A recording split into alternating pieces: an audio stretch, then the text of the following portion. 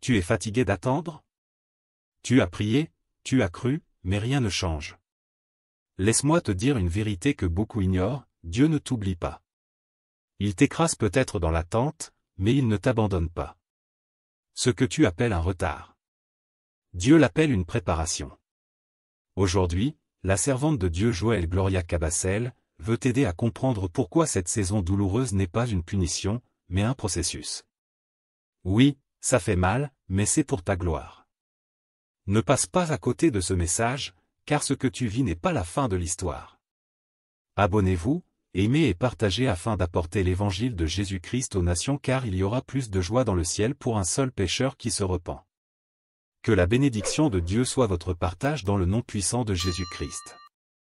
Amen. On cherche la gloire, on cherche le succès, mais on oublie que si on n'est pas préparé, on sera réparé dans ce succès. Il y aura des accidents. C'est comme ça que vous voyez des gens monter, mais quand ils montent, aussi vite monter et aussi vite aussi, toute gloire qui arrive sans préparation subit des réparations. Tout succès, toute gloire qui arrive dans une vie sans préparation subit des réparations. Parce qu'il y aura des casses, et il y aura des casses graves. Que l'Éternel t'épargne de ces choses. Nous sommes agités, nous sommes impatients. Nous voulons tous vivre dans la gloire, vivre dans le confort, avoir le succès, être acclamé, être connu, être vu sur les réseaux. On veut tous ces choses-là. Mais le problème, c'est quoi? Pourquoi on le recherche? Parce qu'on se dit compétent, on se dit talentueux. On oublie que le talent n'est rien sans préparation. Je dis à un célibataire, chercher le mariage, c'est se préparer. Homme comme femme. Parce que notre culture africaine nous a appris qu'on ne prépare que la femme. Voilà pourquoi on a beaucoup de leaders, des hommes irresponsables. Vous voyez un jeune homme qui n'a que 35 ans, mais il est incapable de nourrir sa femme. Incapable d'habiller ses enfants, il devient un mendiant. Il mendie à gauche, il mendie à droite. Pourquoi? Parce qu'il n'a pas été préparé à prendre des hommes en charge. J'attends un amen. J'ai besoin d'un amen. Irresponsable. Il est prêt à se marier. Toute la famille l'accompagne. Non, tu dois te marier avec cette culture qui détruit au fait. Qui détruit même l'avenir des gens. On encourage les garçons à se marier, mais on ne les prépare pas. Tu dois te marier. Tu as 30 ans. Et la maman qui dit, je ne veux pas porter mes petits-enfants. Tout le monde le pousse vers le mariage. Mais ce garçon, quand il se marie, il ne sait même pas comment il doit faire tourner les neurones pour que sa fille, pour que son fils, pour que sa femme dort dans des conditions décentes. Non, dès que ça bloque, il va toquer à gauche, il va toquer à droite, il va même voir les amis avec qui il avait étudié pour prendre de l'argent et nourrir sa femme. Je dis à un homme qui est dans cette salle, surtout un célibataire, c'est une honte de faire des choses comme ça. Je reprends, je dis c'est une honte de faire des choses comme ça. Soyez préparés. Et si vous n'êtes pas préparé, ne vous mariez pas.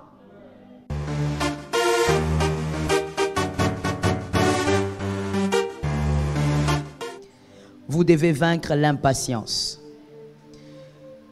Personne ne peut atteindre ses objectifs avec un cœur impatient. Personne ne peut saisir sa saison avec un cœur impatient. Tu dois vaincre l'impatience. Dis à ton frère qui est venu au rendez-vous du Seigneur que l'Éternel t'aide à vaincre l'impatience. L'impatience est l'ennemi des hommes à succès. L'impatience est la semence qui produit des ronces sur le chemin. Et sur votre chemin, ces ronces vont vous blesser, vont blesser votre parcours. Lorsqu'on est impatient, on est en train de jeter une sémence qui produira des ronces. Et ces ronces vont forcément vous blesser dans votre parcours. L'impatient est blessé demain. L'impatient se sent bien aujourd'hui, mais demain, il est forcément blessé. L'impatient crée une agitation dans le présent et est blessé dans le futur. De toutes les manières, toute agitation créée aujourd'hui vous blessera forcément demain. C'est ce que l'homme des fois oublie. C'est ce que vous et moi des fois nous oublions. Lorsque vous êtes impatient aujourd'hui, vous créez une agitation tout autour de votre vie. Malheureusement, vous finirez par pleurer demain. Lorsqu'on est impatient, on a l'impression que c'est vraiment ce qu'il nous faut. Il ne suffit pas de courir, monsieur. Il ne suffit pas de courir vite. Il faut bien courir. Dans cette vitesse, il faut que les départs soient bons. Il ne suffit pas de courir. Il ne suffit pas de dire, de toutes les manières, j'ai déjà pris l'élan. Il faudrait que ton départ soit correct. Dis à ton frère, courir c'est bien, mais il faut bien courir. L'impatience est une sorte d'hallucinogène. L'impatience, ça c'est terrible et c'est dangereux. Malheureusement, la plupart d'entre nous, nous sommes dedans. L'impatience est une sorte d'hallucinogène qui vous donne une fausse image de vous-même. Ça, c'est l'impatience. Qui vous donne une très fausse image de vous-même. Vous risquez de croire que vous êtes prêt alors que vous ne l'êtes pas. C'est ça le fruit de l'impatience. Et je bénis le Seigneur parce que ces personnes qui sont devant moi, vous êtes là pour recevoir une parole qui va vous délivrer de cette chose. C'est à cause de l'impatience que dans 1 Samuel 13, 8 à 14, 1 Samuel 13, 8 à 14, Saül a cru qu'il était prêt. Il était tellement roi qu'il devait maintenant offrir des sacrifices. Il devait attendre Samuel. Il attend Samuel et Samuel ne vient pas. Et qu'est-ce que maintenant Saül fait?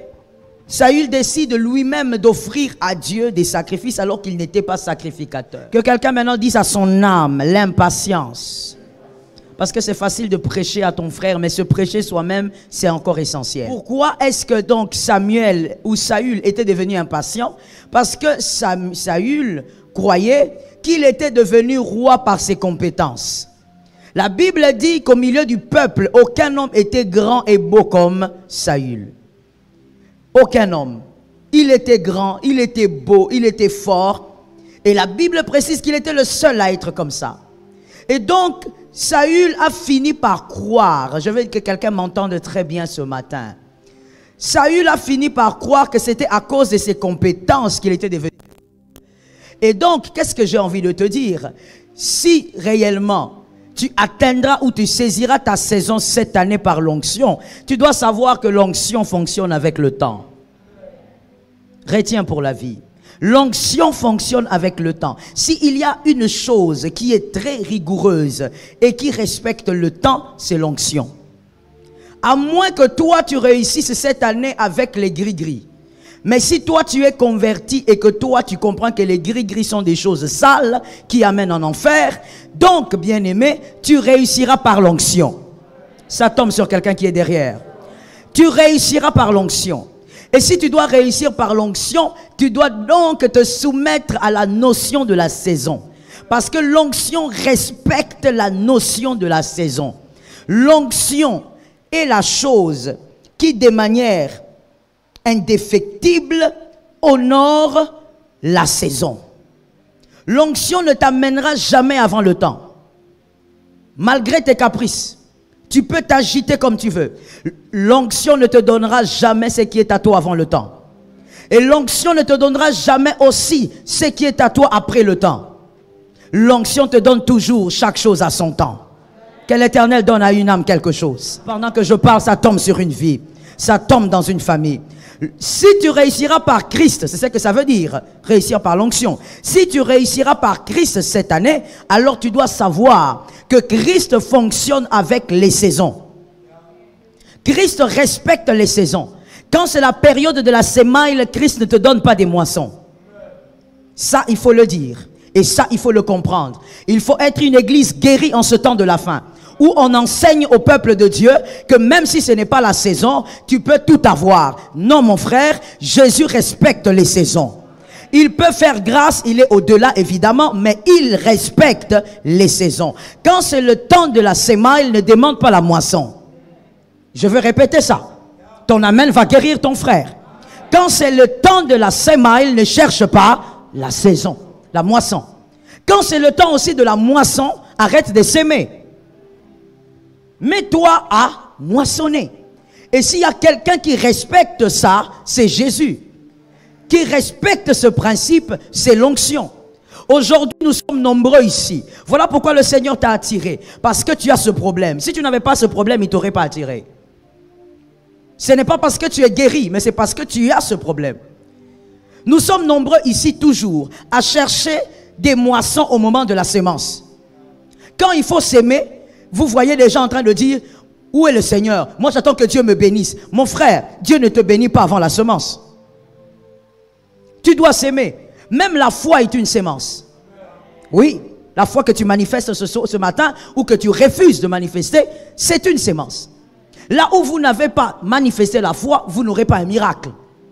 Donc même la foi est une sorte de sémence. Mais généralement, nous les hommes, surtout de cette époque, nous voulons absolument, comme on nous a prêché un Dieu bon, un Dieu compatissant, un Dieu miraculeux, on pense que Dieu va nous donner même si on ne s'aime pas. On pense que Dieu va nous donner même si ce n'est pas la période. Au fait, on attend voir des fleurs briller, des jolies fleurs briller, alors que ce n'est pas le printemps. Mais qu'est-ce que nous réclamons? Nous revendiquons des choses en dehors des saisons. Pourquoi? Parce qu'on nous a prêché un Dieu qui peut tout. Dieu peut tout dans les principes. Dieu honore ses principes. Sinon, il ne serait pas le maître du temps et de circonstances. Quand on dit maître de temps et de circonstances, ce n'est pas seulement pour te dire qu'il est au-delà du temps, il est au-delà. C'est aussi pour te dire qu'il respecte le temps et les circonstances. Que quelqu'un ce matin comprenne que l'onction qui va vous faire avancer et qui vous permettra de saisir votre saison, cette onction respecte les saisons. Cette onction respecte le temps. Donc, Saül avait oublié qu'il ne s'agissait pas de compétences, mais il s'agissait d'onction. Toi, par la grâce de Dieu, n'oublie pas ça. L'impatience rend aveugle. Vous ne verrez pas votre impréparation, mais vous verrez simplement vos compétences. C'est ça, le fruit de l'impatience. Vous ne verrez pas votre impréparation, mais vous verrez seulement vos compétences, vos talents. Focalisez sur les compétences. Ce ne sont pas les compétences qui permettent de saisir une saison, pas seulement. Pas seulement ça. S'il n'y avait que ça, oh bien-aimé, il y aurait plusieurs personnes qui seraient aujourd'hui des hommes grands, puissants et influents. Mais il ne s'agit pas que de compétences.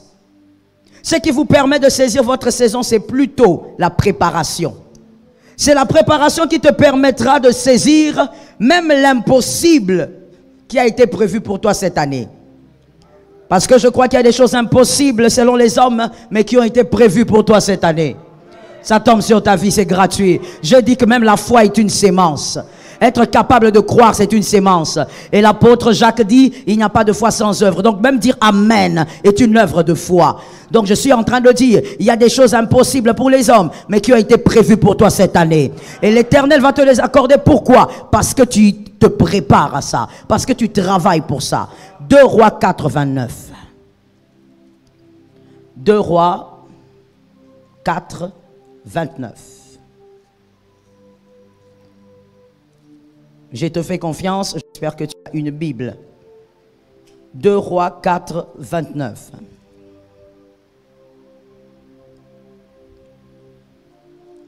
Je lis au nom de Jésus. Je disais, je lis au nom de Jésus. Et Élisée dit à Géasi, saint terrain dans ta main, et pars. Si tu rencontres quelqu'un, ne le salue pas.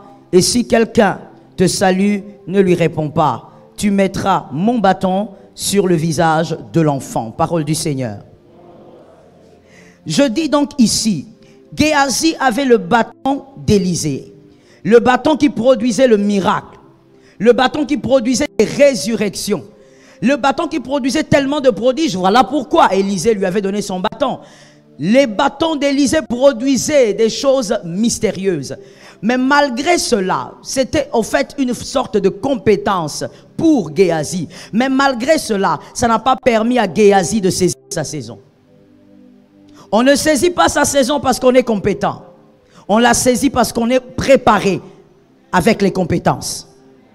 Sans préparation, on ne peut pas saisir sa saison. Il faudrait donc que la compétence rencontre la préparation. Si la compétence ne rencontre pas la préparation, ne réalise pas un accident avec la préparation, bien aimé, vous allez demeurer dans une routine, malgré votre agitation, malgré votre impatience. Vous allez peut-être même stagner, parce que vous n'êtes pas préparé. Et la pire de tout, au fait, dans les 3 éléments, c'est que si vous n'êtes pas préparé et que vous êtes compétent, et que vous êtes aussi impatient, vous finirez par subir une réparation dans le futur. Toute gloire qui arrive sans préparation subit des réparations. Tout succès, toute gloire qui arrive dans une vie sans préparation subit des réparations. Parce qu'il y aura des casses, et il y aura des casses graves. Que l'Éternel t'épargne de ces choses. Je disais que l'Éternel t'épargne de ces choses. Qui est allé dans son futur et qui a compris qu'il a besoin que le Seigneur lui épargne de ces choses? Que Dieu t'épargne. On cherche la gloire, on cherche le succès, mais on oublie que si on n'est pas préparé, on sera réparé dans ce succès. Il y aura des accidents. C'est comme ça que vous voyez des gens monter, mais quand ils montent, aussi vite monter et aussi vite aussi, voilà, aussi vite descendu. Pourquoi? Il n'y a pas eu de préparation. Nous sommes agités, nous sommes impatients. Nous voulons tous vivre dans la gloire, vivre dans le confort, avoir le succès, être acclamé, être connu, être vu sur les réseaux. On veut tous ces choses-là. Mais le problème, c'est quoi? Pourquoi on le recherche? Parce qu'on se dit compétent, on se dit talentueux. On oublie que le talent n'est rien sans préparation. Mais l'homme n'aime pas la préparation. Géasi a été auprès d'Élisée avec les compétences qu'il avait. Il a fait moins d'années auprès d'Élisée qu'Élisée auprès d'Élie. L'histoire raconte qu'Élisée a fait auprès d'Élie 24 ans. 24 ans sans femme, sans quoi que ce soit. 24 ans sans salaire. 24 ans en train de servir un homme. Et quand vous servez cet homme, voici ce qu'on dit de vous. On ne dit même pas que vous servez cet homme avec zèle, que vous êtes fort. On dit de vous que vous jetez de l'eau dans ses mains. Voici votre histoire pendant 24 ans. Et cet homme-là, qui avait abandonné l'opulence de sa famille, qui était dans le confort, Élisée n'était pas un petit homme, il était dans le confort dans sa famille. Et son père avait des bétails. Il a ça poursuivre un type qui ne lui donne rien, qui ne lui apporte rien. Tout ce qu'il fait, c'est jeter de l'eau. 24 ans, mais Élisée n'a donné aucune prophétie. Que quelqu'un dise Amen. 24 ans. Comment vivre avec 24 ans?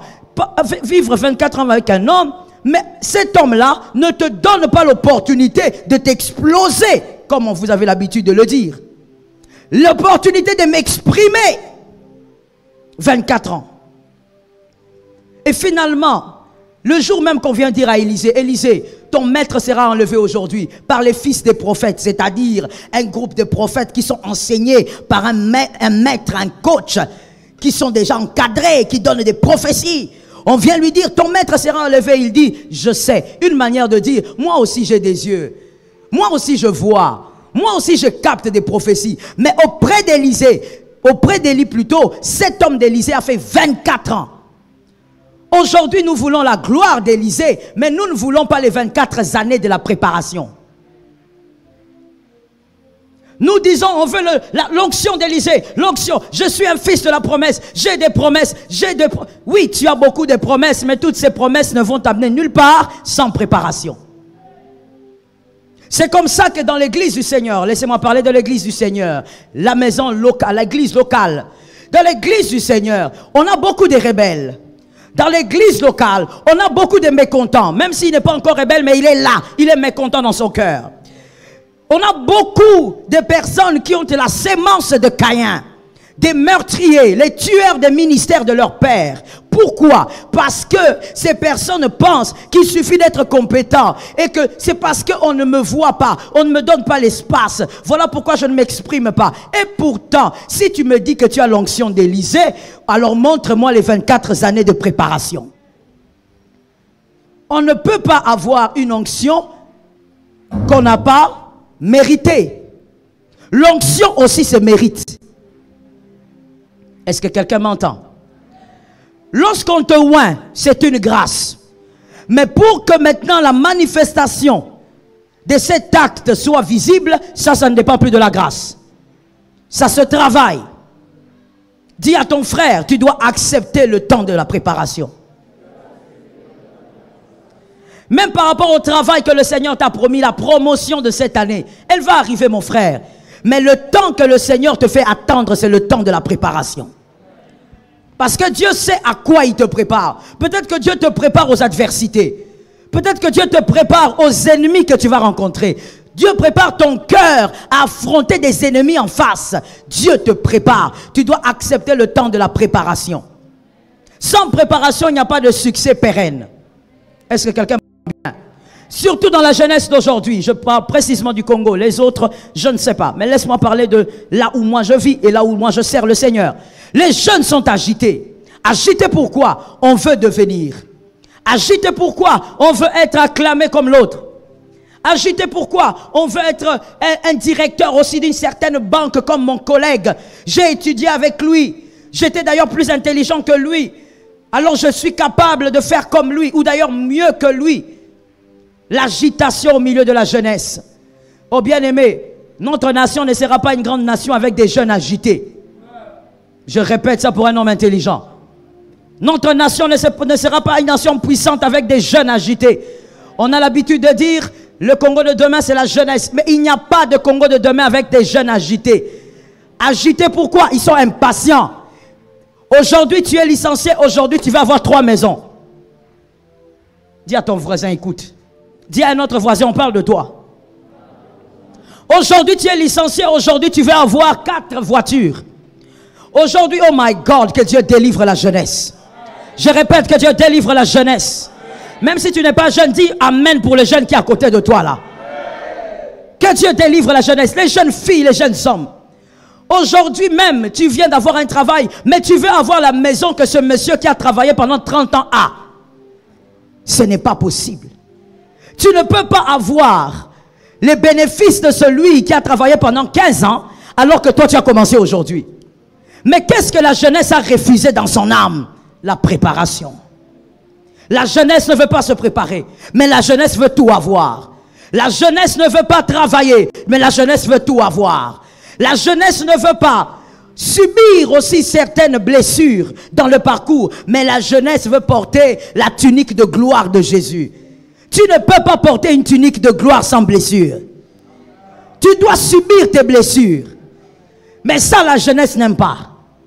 Non. La jeunesse aime être servie. Et voilà pourquoi même dans les versets bibliques que les jeunes aiment brandir, c'est toujours des versets. Ils dressent devant moi une table. L'Éternel est mon berger. L'Éternel me gardera. Mais vous ne le verrez pas dire que le précieux trésor de l'homme, c'est l'activité. Ces versets-là, les jeunes ont oublié ça. Tous les versets qui ont trait à la préparation, la jeunesse l'a oublié. Je dis à quelqu'un, comme l'impatience n'est pas liée forcément à l'âge, alors je dis à tout le monde, frère, ma soeur, tu dois préparer ton cœur à un travail. J'ai vu un amen derrière, je n'ai pas vu devant. Tu dois préparer ton cœur au travail. L'Éternel t'a dit, il te bénira. Entre bénir et la prophétie, là au milieu, là, il y a la préparation. Aujourd'hui, pourquoi il y a beaucoup de divorces dans le monde entier? On a même banalisé le mariage, ce n'est plus si important qu'avant. L'institution divine est devenue banale. Pourquoi? Parce qu'au milieu des jeunes qui courent pour se marier, c'est toujours au milieu de ces jeunes, là où il y a beaucoup de divorces. Beaucoup trop de divorces. Vous verrez quelqu'un vous dire, je suis divorcé. Ah bon? Ça fait combien de temps que tu es marié? Parce que tu as l'air jeune. Non, ça fait 2 ans. 2 ans et tu divorces? Mais pourquoi il y a le divorce? Parce que la femme, l'homme veut se marier alors qu'ils ne se sont jamais préparés. La femme pense que se préparer au mariage, c'est savoir préparer, savoir faire donc la cuisine. Et l'homme pense qu'être prêt pour le mariage, c'est avoir 400 $ ou 4 000 $ en poche. Aucune préparation pour le mariage. Résultat, il y a beaucoup de divorces, il y a beaucoup d'échecs. Vous qui voulez vous marier, vous voulez être consommé en tant que femme, en tant que mari, alors que vous êtes un repas non prêt. Vous n'êtes pas cuit.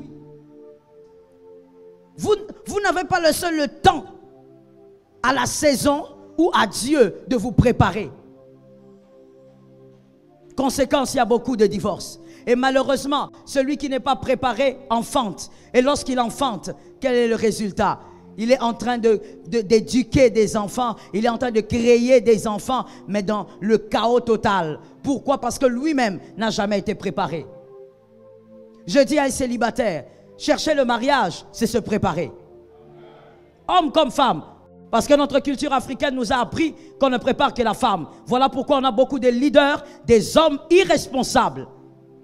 Vous voyez un jeune homme qui n'a que 35 ans, mais il est incapable de nourrir sa femme, incapable d'habiller ses enfants. Il devient un mendiant. Il mendie à gauche, il mendie à droite. Pourquoi? Parce qu'il n'a pas été préparé à prendre des hommes en charge. J'attends un amen. J'ai besoin d'un amen. Irresponsable. Il est prêt à se marier. Toute la famille l'accompagne. Non, tu dois te marier avec cette culture qui détruit au fait, qui détruit même l'avenir des gens. On encourage les garçons à se marier, mais on ne les prépare pas. Tu dois te marier, tu as 30 ans, et la maman qui dit, je ne veux pas porter mes petits-enfants. Tout le monde le pousse vers le mariage. Mais ce garçon, quand il se marie, il ne sait même pas comment il doit faire tourner les neurones pour que sa fille, pour que son fils, pour que sa femme dort dans des conditions décentes. Non, dès que ça bloque, il va toquer à gauche, il va toquer à droite, il va même voir les amis avec qui il avait étudié pour prendre de l'argent et nourrir sa femme. Je dis à un homme qui est dans cette salle, surtout un célibataire, c'est une honte de faire des choses comme ça. Je reprends, je dis c'est une honte de faire des choses comme ça. Soyez préparés. Et si vous n'êtes pas préparé, ne vous mariez pas. Dans les églises, il faut avoir des réunions de jeunes garçons, de jeunes hommes, qu'on prépare au mariage. On prépare à être responsable. Regardez comment on fait grandir les enfants chez nous. Quand je dis chez nous, je parle de l'Afrique. Le petit garçon, quand il grandit, d'abord, il n'arrange pas sa chambre. Pourquoi? C'est un garçon. C'est maman qui va arranger. Et quand il mange, il ne lave pas son assiette. Pourquoi? Sa petite soeur va laver. Pas la grande soeur, la petite soeur. Pourquoi? C'est un garçon. Et quand il lave, il s'habille, il jette les habits partout dans la chambre. C'est comme un dépotoir. Pourquoi? Parce que c'est un garçon. Il y a la maman qui va commencer à ramasser même ses calbars jusqu'à 15-16 ans. Maman lave le calbar d'un garçon de 15 ans. Pourquoi? C'est un garçon. Il arrive à 20, il arrive à l'université. Il est incapable de bien étudier. Il est agité, il est dans les distractions. Et on supporte toujours. On dit non, ça va aller. Il va prendre conscience. Et ce garçon a 30 ans, tout le monde est derrière lui pour dire, pourquoi tu ne te maries pas? Et tu as grandi, pourquoi tu ne te maries pas? Une personne qui n'a jamais été responsable depuis sa naissance. Et quand il épouse une femme, il est incapable d'acheter à cette femme un calbar. Pourquoi? Parce que depuis qu'il est enfant, on ne lui a jamais appris comment être responsable. La responsabilité commence par soi-même. Pour qu'un garçon soit responsable, il doit déjà commencer à être responsable de son propre corps à 4 ans. Déjà à 5 ans, il doit être responsable de son assiette. Quand il mange, il doit le laver. Mais dans ces petites choses, il y a une négligence. Et aujourd'hui, qu'est-ce que nous avons? Nous avons des jeunes gens mariés, mais qui trimballent leur femme à gauche, à droite. Les lundis, il dort chez sa mère. Mardi, il dort chez la grand-mère. Après-demain, il dort chez la petite sœur. Il amène sa famille partout. Pourquoi? Il n'a jamais été préparé à se marier. Mais toute la famille lui a dit, marie-toi. La préparation est la clé du succès. Ça tombe sur une âme. La préparation est la clé. Ici à l'Aïnama campagne, je ne force pas aux hommes de se marier. Et je ne dis même pas que te marier est lié à un âge. Te marier est lié à une préparation. Si tu n'es pas préparé, moi je serai la première personne à te dire, tu n'es pas préparé. Homme comme femme. Je ne te pousserai pas à te marier parce que je suis sœur, marie-toi. Et ensuite, c'est toute une charge. Pas seulement sur toi, mais même sur tous tes frères à l'église. Quand tes frères te voient à l'église, ils commencent à fuir. Pourquoi? Parce qu'à la fin du culte, tu demandes de l'argent à tout le monde. À la fin du culte, ton transport sort au moins dans 15 poches. Et à la honte même de ta femme. À la honte des enfants que tu enfantes. Mais c'est quoi? C'est dû à quoi? Non, quelqu'un me dira, maman, la pauvreté du Congo. Je dis non. Ce n'est pas à cause de la pauvreté du Congo. Des personnes moins intelligentes que toi arrivent à s'en sortir. Le problème, c'est le manque de responsabilité. On ne t'a pas appris comment être responsable depuis tout petit. Tu dépendais de ta mère, tu dépendais de tes grandes sœurs, de tes petites sœurs, même pour laver une assiette. Aujourd'hui, tu commences à dépendre aussi d'autres personnes pour nourrir ta propre femme. C'est pas ça le mariage. Ah, j'ai besoin d'un amen. Quand la vérité est dite, vous devez dire amen même si vous ne la vivez pas. Ce n'est pas ça le mariage. Mais aujourd'hui, les jeunes veulent se marier comme ça. Pourquoi? Ils ne sont pas préparés. Et quand on ne veut pas aider, oh, comme une dame était venue me parler dans mon bureau le vendredi, elle se plaignait au fait de ce genre de fonctionnement, de cette gangrène qui ravage l'église locale. Elle se plaignait, dit maman, mais je me comporte comment finalement? Parce qu'il arrive que je n'ai rien. Je dis ceci, bien-aimé, parce que tu as grandi irresponsable, je suis toujours au niveau des hommes. Parce que tu as grandi irresponsable et que tu demandes maintenant de l'argent à la fin du culte à tout le monde pour que ta femme rentre à la maison. Résultat, quand on ne va pas te donner, qu'est-ce que tu diras? Il n'y a pas d'amour dans cette église. L'amour dans une église, ce n'est pas parce qu'on te donne le transport. L'amour dans... J'ai besoin d'un amen. L'amour dans une église, ce n'est pas parce qu'on te donne du thé. Ce n'est pas parce qu'on te prête de l'argent. L'amour dans une église, c'est parce que des frères et sœurs sont ensemble, parce qu'ils ont un seul Seigneur, un seul Sauveur, un seul Créateur, un seul Roi, un seul Père. Si ton frère biologique, du 1er, aujourd'hui nous sommes toujours au mois de février, du 1er février jusqu'à la fin, ne t'offre pas 10 $, tu diras que ton frère biologique ne t'aime pas? Je te pose une question. Est-ce que tu diras qu'il ne t'aime pas? Si ta soeur biologique ne te donne pas 5 $ du 1er février au 30, tu diras qu'il ne t'aime pas? Votre relation d'amour dépend de 10 $? Non, c'est parce que c'est ta soeur. Dans la maison de Dieu, vous êtes sœurs et vous vous aimez à cause de celui qui vous a réunis. Avec ou sans transport, vous êtes frères. Mais les gens qui apportent justement ces virus dans l'église, ce sont les irresponsables que les parents ont jetés dans la société. Je me permets de parler comme ça. Les irresponsables que les parents n'ont pas vus et qu'ils ont lancés dans la société. Et maintenant, l'église locale, en parlant que de l'église, commence à supporter une charge. Il faut gérer maintenant tous ces problèmes, toutes ces complications. Comme cette dame dont je te parle, qui vient me dire, mais moi je suis fatigué. C'est à tous les cultes qu'on harcèle. Je ne peux pas respirer dès que je sors. J'ai même peur de saluer les gens parce que quand quelqu'un m'arrête, je pense qu'il veut me demander. Parce qu'on me demande à tous les cultes, même 15, 20 personnes. Le problème c'est quoi? Donne-moi un transport. Tu veux te marier? Prépare-toi. Tu es un leader de famille. Un homme, c'est être un leader de famille. Avant d'aller prendre une fille en charge, prépare-toi. Les célibataires ont dit amen. Est-ce que les mariés ont dit amen? Que l'Éternel nous aide. Tout tourne autour de la préparation. Avant Genèse 41, 14. Genèse 41, 14. Là, le pharaon réclame Joseph. Le pharaon dit, cherchez-moi Joseph. Cherchez-moi celui-là qui a interprété le songe du palais des chansons. Je veux le voir parce que moi je suis troublé. Lorsque Pharaon cherche Joseph, Joseph ne va pas voir le Pharaon sans se raser et sans se laver. Il faut une préparation. Joseph se prépare. Il n'est pas pressé en disant, le Pharaon, comme c'est le Pharaon, je dois aller directement. J'ai quand même fait plus de 13 ans en prison. Que j'aille d'abord vite. Il n'a pas eu d'agitation. Joseph est d'abord allé, la Bible dit, il s'est rasé lui-même, calmement. Il ne s'est pas blessé parce qu'il a trop souffert en prison. Il s'est rasé, il s'est lavé et il est parti. La préparation vous permet de saisir la saison que Dieu vous a accordée. Dieu nous a accordé 2020, mais qui vont se préparer pour saisir? Chacun selon son domaine doit se préparer. Tu es informaticien, frère, prépare-toi.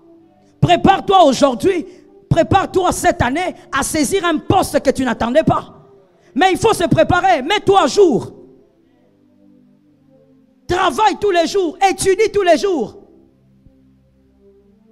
Essaye de comprendre tous les jours le nouveau système les nouveaux fonctionnements travaillent tous les jours. On veut le succès, mais on ne veut pas la préparation. Bien-aimé, retiens ce schéma pour la vie.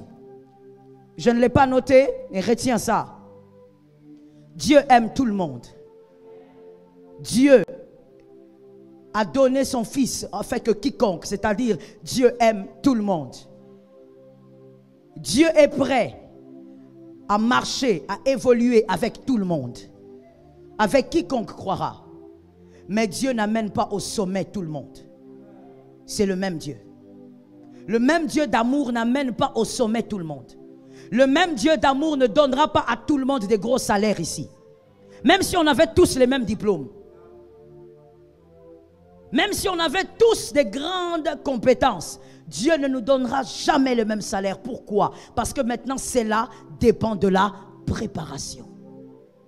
Dieu va marcher avec vous, il marche avec votre voisin, mais au niveau de la préparation, c'est là maintenant que la sélection se crée.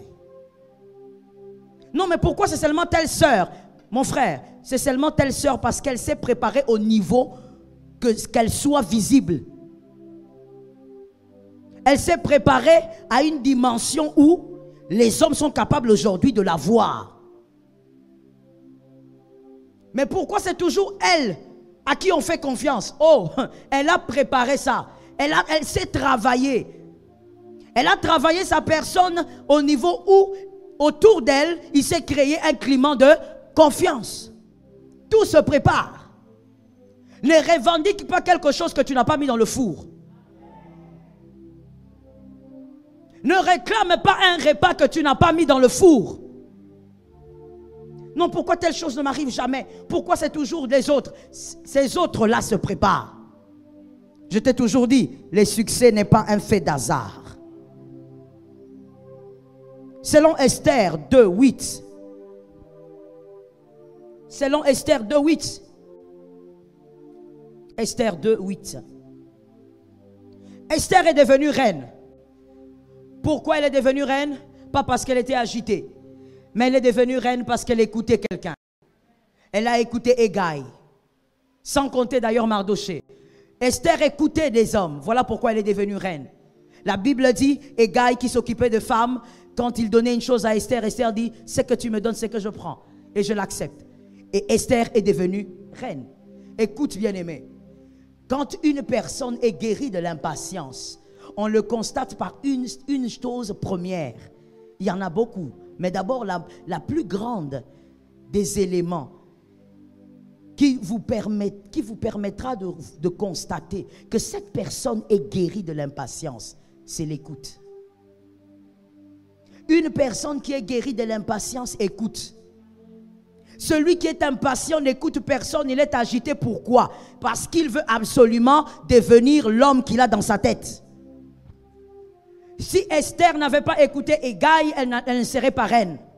Elle serait belle, elle serait vierge, mais elle ne serait pas reine. Comme la plupart des vierges qu'il y avait là-bas, qui ont fini concubines. Les concubines étaient vierges aussi, monsieur. C'était aussi le critère. Elles étaient vierges, mais elles ne sont pas devenues reines. C'est-à-dire quoi? Tu peux avoir tes compétences et tes talents, mais n'allez jamais nulle part. Et ce n'est pas dans notre pays qu'on va chercher des exemples. Il y en a plusieurs. Des talents, des compétences, mais qui ne vont jamais nulle part. Pourquoi? L'écoute. L'impatience enlève l'écoute, la capacité d'écouter.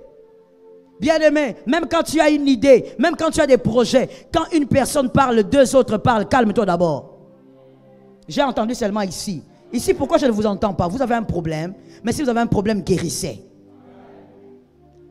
Lorsque tu as des projets, même quand tu considères que ton idée est bonne, quand tu entends Mardoché, il y a Hégaï aussi qui parle. Calme-toi d'abord.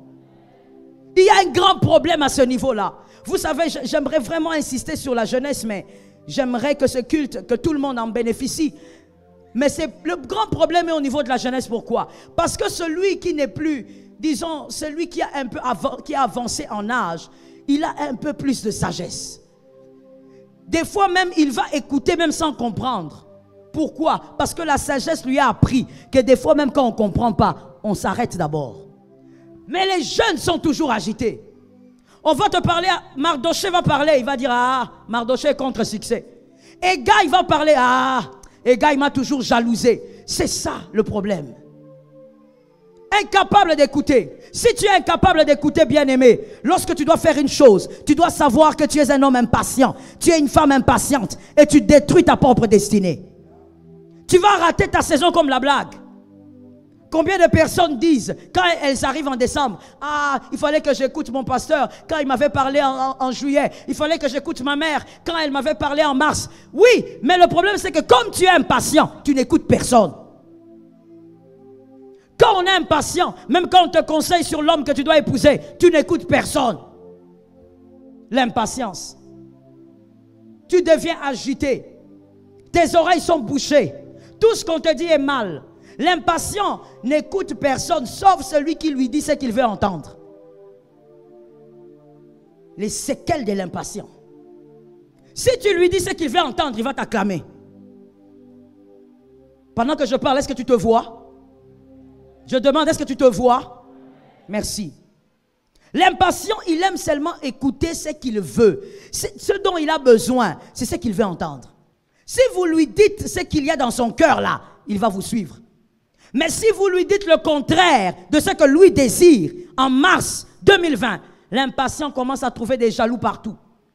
L'impatient commence à trouver des chiméis partout. Ils me combattent. Même ceux qui ne te combattent pas, tu as fait d'eux des adversaires. Non, ce sont mes ennemis. Qui t'a dit que ce sont tes ennemis? Le problème, c'est ton impatience. Tu veux seulement faire ce que tu as décidé. Tu es agité, tu veux courir, mais mal courir. Que l'Éternel nous délivre. Vous savez, l'impatient, c'est vraiment une maladie. Que l'Éternel nous délivre. L'impatient, il n'est pas focalisé sur sa vie. L'impatient a les yeux sur la vie des autres. Parce qu'il a les yeux sur la vie de l'autre ou des autres, cela crée une comparaison. Il n'y a pas de comparaison lorsque vous êtes focalisé sur votre propre vie. Mais qu'est-ce qui crée généralement l'impatience? Je veux devenir comme la sœur telle. Je veux devenir comme le frère tel. Vous ne le dites pas. Et des fois même, vous, au fond de vous, hein, vous l'ignorez. Mais ce qui crée votre agitation, c'est ça. Vous voulez devenir comme tel musicien, vous voulez devenir comme tel pasteur, vous voulez devenir comme tel informaticien, vous voulez devenir comme tel avocat, comme tel médecin. Ça crée de l'impatience parce que vous avez les yeux focalisés sur la vie des autres. Quand on a les yeux focalisés sur la vie des autres, ça crée la comparaison. Que Dieu délivre. Que Dieu délivre. Mais quand on a les yeux focalisés sur sa propre vie, voici ce que ça crée. Quand on a les yeux focalisés sur sa propre vie, on comprend son vrai besoin. On trouve le vrai besoin de sa vie. On se focalise dessus. Tu comprends que, ah d'accord, moi je rate les opportunités parce que je suis insolente. Telle personne était venue vers moi, mais il est parti parce que je n'ai pas su bien gérer ma langue. À moi, les opportunités parce que je suis nerveuse, je suis colérique, je dois travailler mon intérieur. Celui qui est focalisé sur sa vie va connaître le vrai besoin de sa vie. Mais l'agité, il est toujours en train de regarder les autres. Maintenant, nous sommes en mars. Celui-là a fait quoi? Qu'est-ce qu'il est devenu? L'agité regarde toujours la vie des autres. Léonel, il a quoi? D'ailleurs, ce qu'il a là, moi je suis mieux que lui. Voici l'impatient. Non seulement il se compare, mais il pense toujours qu'il doit avoir plus que ce que les autres ont. L'impatient. Pourquoi Jacques a tel niveau? Moi, je parle mieux que lui. Mon frère, parler mieux que quelqu'un ne veut pas dire avoir sa place. Je veux que ça guérisse. Parler mieux que quelqu'un ne veut pas dire avoir sa place. Être plus intelligent qu'un autre ne veut pas dire avoir sa chaise. Sa chaise, c'est sa chaise parce qu'il s'est préparé. Et ça, on voit ça beaucoup aussi dans l'église locale. Allez, qui a nini? Maman, na préparation. Aïe, na ma campagne, retenez ça comme votre code. Quand quelqu'un te dit, ou il manifeste les ailes d'impatience, qui est toujours ensémencé de jalousie. Quand quelqu'un te dit, mais pourquoi c'est toujours tel? Dis-lui, préparation.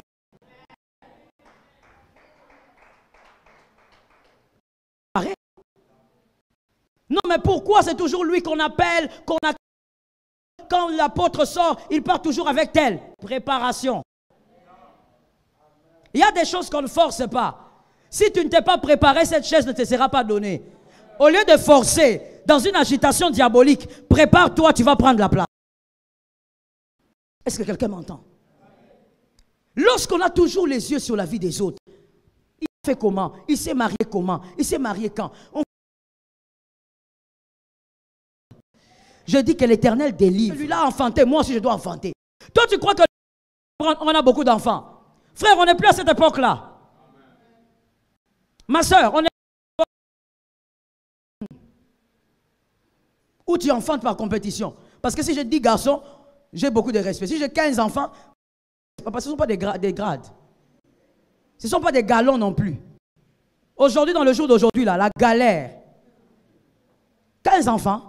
Au Seigneur, déjà quand tu as 4, ça chauffe. Ça chauffe. Où que tu sois, mon frère, c'est pas parce que tu es au Congo. Où que tu sois, tu dois t'organiser. Parce que les 4 enfants là doivent aller à l'université et aller dans une bonne université. Ils doivent avoir des soins médicaux corrects. Ils doivent bien s'habiller, bien manger. C'est toute une charge. Les enfants, parce que tu regardes là-bas, tu dis, ah, Élisée a fait...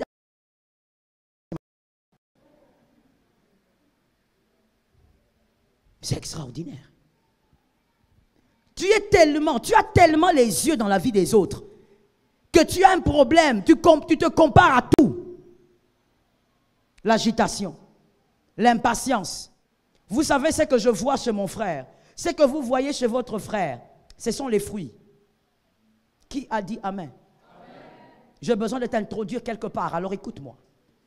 Ce que tu vois chez ta sœur là, ce sont des fruits. Un peu de sagesse quand on vit sur la terre. Ce que tu vois et que tu admires, tu te demandes, mais comment il a fait? Ce sont des fruits. Mais avant le fruit ne se tient pas dans le vide. Le fruit se tient sur une branche. Et la branche aussi ne se tient pas sur le vide. La branche se tient sur un tronc. Et ce tronc-là ne s'est pas levé dans le vide. Il y a eu... Est-ce que tu as vu le schéma? Même Dieu ne t'enseigne pas. La nature ne t'enseigne pas. Est-ce que tu as vu le schéma? Tel que je viens de citer, enlève le fruit. Tu as compté combien d'étapes? Tu es rapide, ma fille. Que Dieu te bénisse. 3 étapes. Il y a 3 étapes. Il y a la branche, il y a le tronc et il y a les racines. Ça, tu ne vois pas. Tu es né sur la terre depuis des années. Tu as maintenant 40 ans, 38 ans, 25 ans. Mais tu n'arrives toujours pas à comprendre le mystère de Dieu. Dieu a mis le mystère même dans la nature. Ne vois-tu pas que la mangue ne se tient pas dans le vide? Toi, tu veux une réussite dans les vides. Tu veux des maisons dans les vides. Des voitures. Merci. Répétez ça. Toi, tu veux les acclamations des hommes. Tu es qui? Tu es un extraterrestre? Parce que sur la terre des hommes ici, ça ne se fait pas comme ça.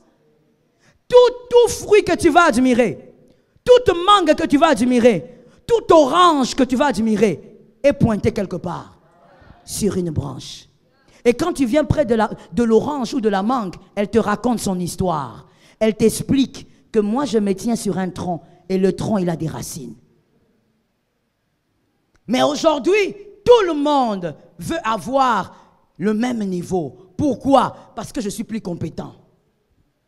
D'autres encore, je suis né avant lui. Papa, ça ne paye pas. On ne donne pas de l'argent pour ça. Tu peux être Eliab et subir la gloire de David. Ça tombe sur toi, c'est gratuit. Tu peux être Judas. Tu as le bâton de commandement, c'est bien, mais tu seras nourri par Joseph. Ce n'est pas parce que tu es âgé, que tu es plus âgé qu'un tel ou un autre, que toi, forcément, tu dois être à sa place ou tu dois être avant lui. Prépare-toi plus que lui alors. Moi, je dis, bien aimé, la compétition de la vie, c'est si simple que ça. Prépare-toi mieux que moi, tu seras devant. C'est si simple que ça. Prépare-toi mieux que celui qui est à côté de toi, tu seras devant. Pendant que celui qui est à côté de toi ne dort pas la nuit. Cette nuit, tu as dormi, non? Toute la nuit, hein? Celui qui est à côté de toi n'a pas dormi.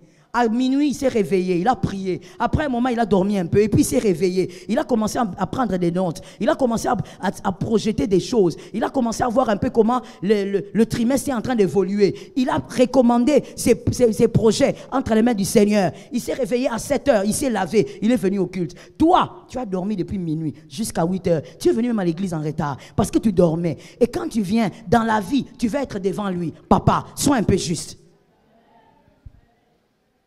Sois un peu juste, tu dois avoir la tête sur les épaules. Tu ne peux pas avoir ce qu'il a. Tu ne te prépares pas comme lui. Ça fait 4 jours, ça fait 10 jours que lui, il a laissé son lit. Il dort par terre. C'est un jeûne pour lui. Mais toi, tu veux avoir sa gloire alors que toi, tu dors sur un oreiller. Sois délivré quand même. Ah, sois toi-même délivré. Une auto-délivrance en l'intelligence. Oh non, moi on ne me respecte pas. Papa, laisse-moi t'ouvrir une brèche. Certains respects d'ailleurs dépendent aussi de la préparation. Certains respects dépendent de... Celui qui a un diplôme d'école primaire et celui qui a une licence, vous pensez vraiment que vous serez respecté de la même manière? Pourquoi tu demandes des choses comme ça maintenant? Maintenant, pourquoi dans ta vie, tu demandes des choses vraiment qui sont semblables à ce que j'ai dit? Tu ne t'es jamais préparé comme lui là, mais tu veux avoir les respects qu'on lui donne. C'est une maladie. Soyons guéris de cette maladie. Je prêche ce matin une chose qui doit guérir l'église locale de ma campagne.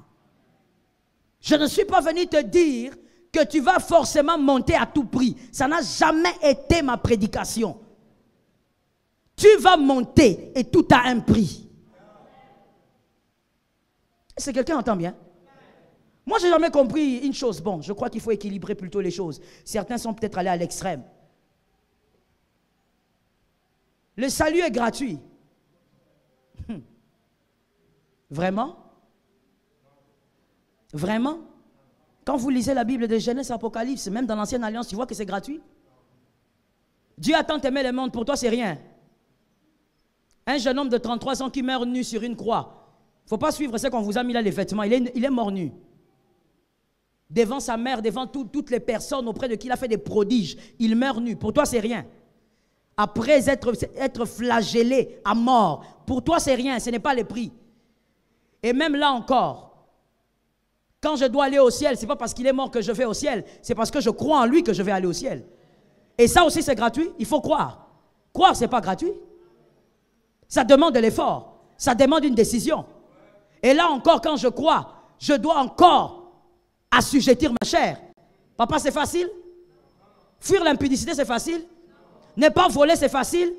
Ne pas mentir, ne pas être escroc, ne pas avoir de mauvaises pensées, c'est facile? Ne pas regarder ta soeur et refuser de jalouser, c'est facile? Pourquoi tu parles de gratuité? Tout a... Le succès sur terre a un prix. Et parmi les prix du succès, il y a la patience. Te calmer, écouter les gens, écouter le conseil. Comprendre que ta vie dépend de Dieu. Ta vie ne dépend pas de ton frère ou de ta soeur. Tu ne cours pas à son rythme. Dis à ton frère, je ne cours pas à ton rythme. Non, dis à un autre, là tu as mal dit. Dis à un autre, je ne cours pas à ton rythme. Tu sais, je t'ai vu en train de le dire, mais tu le dis avec... C'est comme si tu as peur. Je ne cours pas à ton rythme. Ce n'est pas une mauvaise phrase, hein? Ce n'est pas une phrase méchante. C'est juste une phrase qui dit tout. Dis à un voisin de devant, je ne cours pas à ton rythme. J'ai mon propre rythme. David a été oint, 1 Samuel 16, 13. David est oint, 1 Samuel 16, 13. Mais en 2 Samuel 2, 1, David est acclamé comme un roi. David court à son rythme. Il ne court pas au rythme de Saül. Il ne court pas au rythme d'Eliab. Ne court pas au rythme de qui que ce soit. Ça crée l'agitation et l'impatience. Est-ce que quelqu'un entend bien?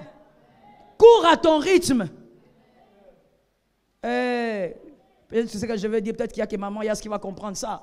Parce que peut-être que c'est elle qui est médecin ici. Je dis ceci. Ce n'est pas parce que nous sommes tous médecins que nous allons faire les mêmes opérations. On peut être tous médecins, mais on ne fera pas tous les mêmes opérations. Il faut respecter la vie, bien-aimé. Il faut respecter les principes de la vie. Non, nous tous, nous avons une licence ici. Nous tous, non. On n'aura pas tous les mêmes chaises. La préparation est importante. Arrête de regarder la vie de l'autre. Est-ce que quelqu'un m'entend bien? Arrête de regarder la vie de l'autre. Concentre-toi sur ta vie. Il y a trop de maladies dans ta vie. Je répète ça. Parce que je vais répéter ce que les gens n'aiment pas. Moi, ce que les gens n'aiment pas, c'est que moi j'aime. Je répète ça. Il y a trop de maladies dans ta vie. Il y a trop de problèmes dans ta vie. Il y a trop d'oppression diabolique dans ta vie. Règle d'abord les problèmes qu'il y a dans ta vie. Arrête de regarder l'autre. Vous savez, il y a des gens, même quand vous les voyez, quand on vient, vous venez devant lui, vous le saluez. Vous regardez même la manière dont la personne vous salue. Vous comprenez que dedans, il y a l'envie et l'impatience. Elle vous salue.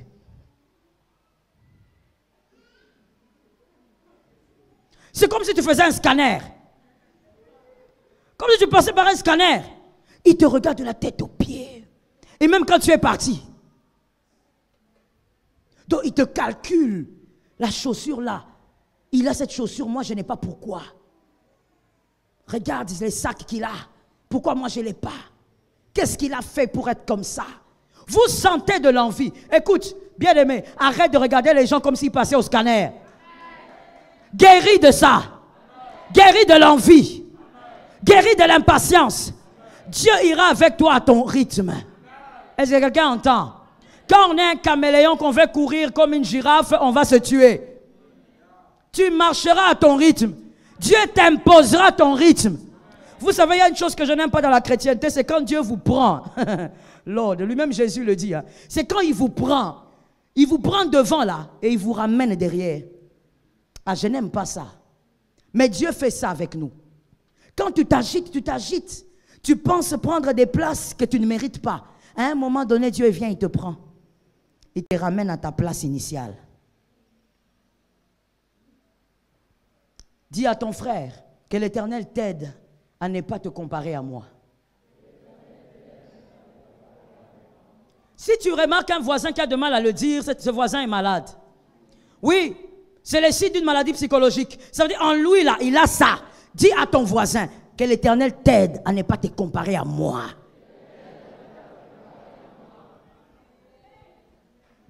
Est-ce que quelqu'un m'entend bien? Ne te compare à personne et sois patient. Attends, selon le temps de Dieu. Quand c'est le temps de la sémence, de la sémaille, sème. Quand ça sera le temps de la moisson, tu moissonneras. Quand c'est le temps de suivre Ruth, ou plutôt Naomi. Quand c'est le temps de suivre Naomi, suis Naomi. Ne cherche pas Boaz avant de suivre Naomi. Eh, Robo Sakaya. Ne cherche pas Boaz avant de suivre. Il y a des jeunes ici dans cette église, je ne parle pas de l'œil de Jésus, qui ne veulent pas suivre Naomi, mais qui veulent Boaz. Tu n'auras pas Boaz. Tu dois suivre Naomi parce que des fois, même Naomi elle-même ne sait pas qu'elle a Boaz. Parce que même Naomi ne sait pas qu'il y a Boaz. Mais si tu suis Naomi, Boaz, que l'Éternel te guérisse et que l'Éternel bénisse sa parole. Gloire au Seigneur Jésus-Christ. Gloire au Seigneur Jésus-Christ. Toi qui es debout, acclame le Seigneur. Acclame le Seigneur. Que Dieu te guérisse. Que Dieu te délivre de l'impatience. Que Dieu te délivre de l'impatience. Que tu sois libéré. Que tu sois délivré de ce mal. Que Dieu te délivre de ces choses. Que tu sois totalement libre. Oh, j'attends que tu acclames le Seigneur. Acclame encore. Et pendant que tu acclames, que quelque chose se fasse de l'intérieur. Qu'un travail se fasse de l'intérieur. Qu'un travail se réalise de l'intérieur. Que Jésus te guérisse. Que Jésus te délivre. Que Jésus t'éloigne du mal. Que Jésus te libère de l'impatience. Que le diable ne te piège pas. Que le diable ne t'attrape pas. Que le diable ne détruise pas ta destinée. Que Jésus te guérisse de l'impatience. Alléluia. Praise the Lord. Tu vas prier pour ton cœur bien-aimé. Et pendant qu'on va prier pour le cœur, ne prie pas en chuchotant comme tu as l'habitude de le faire. Quand tu dois prier pour ta maison, tu pries avec force. Quand tu dois prier pour la réussite, tu pries avec force. Mais quand je dis le cœur, c'est là que tu commences à regarder le sol. Bien-aimé, tu dois prier pour ton cœur. Que Dieu te délivre de l'impatience. Dans certains domaines, bien-aimé, tu es impatient. Mais Dieu ne marche pas comme ça. Tu risques de rater ton année. Invoque le Seigneur. Robo shakaya bosete. Reba baba baba sataya maboshete. Yereba sa. Seigneur, guéris-nous. Jésus guérit. Touche mon cœur et guéris ce cœur de l'impatience. Touche mon cœur et guéris ce cœur de l'impatience. Touche mon cœur et libère ce cœur de l'impatience. Puissant de Jacob, libère mon cœur de l'impatience. Touche mon cœur, enlève la mauvaise sémence. Rebo sakaya mama. Arrache, Seigneur, la semence de l'impatience. Shalom bien-aimés dans le Seigneur Jésus-Christ. J'espère que vous avez aimé cette vidéo. Abonnez-vous et partagez pour porter l'évangile de Jésus-Christ aux nations, car il y aura plus de joie dans le ciel pour un seul pécheur qui se repent. Merci de faire partie de notre famille Wonderful Jésus-Christ.